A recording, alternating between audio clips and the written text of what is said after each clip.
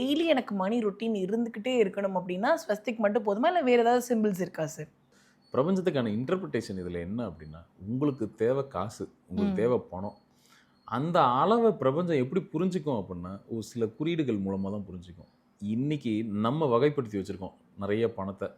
இப்போ யூரோனா அதுக்கு ஒரு சிம்பல், டாலர்ஸ்னா அதுக்கு ஒரு சிம்பல், நம்ம ஊர் இந்தியன் ரூப்பீஸ்க்கு ஒரு சிம்பல் இருக்கு. ம். ஸோ நீங்க எப்பயுமே எனக்கு பணம் கிடைக்கணுன்றதப்போ, இந்த சிம்பிள்ஸ நீங்க உங்க ரைட் பிரெயின்ல ஸ்டோர் பண்ண ஆரம்பிச்சாலே போதும். வேற ம். எதுவுமே தேவையில்ல. ஒரு உதாரணத்துக்கு இப்போ டாலர் சிம்பிள் இருக்குன்னு வச்சுக்கங்க. ம். அந்த டாலர் சிம்பிள உங்க மைண்டுக்குள்ள ரைட் பிரெயின்ல ஸ்டோர் பண்ணாலே, பிரபஞ்சம் புரிஞ்சுக்கும் இவருக்கு தேவை பணம். ம். அந்த பணம் தேவை என்னங்கிறத இப்ப நீங்க அந்த டாலரோட சேர்த்து பார்க்கும்போது, அந்த பணத்த கரெக்ட்டா கொண்டு வந்து கையில குடுத்துட்டு போவும். நம்ம என்ன பண்ணுவோம் அப்புட்ன்னா, இப்ப எனக்கு செக் வரணும் அப்புட்ன்னா, செக்க தான் அந்த கான்சன்ட்ரேட் செக் பண்ணுவோமே, பேப்பர் அது ஒரு மட்டுமே பேப்பர். என்னது? அப்ப அது என்ன நினைக்கும், "ஓ! இவனுக்கு தேவை பேப்பர் தான் போல இருக்குன்னு" பேப்பர கொண்டு வந்து கையில குடுத்துட்டு போயிரும்.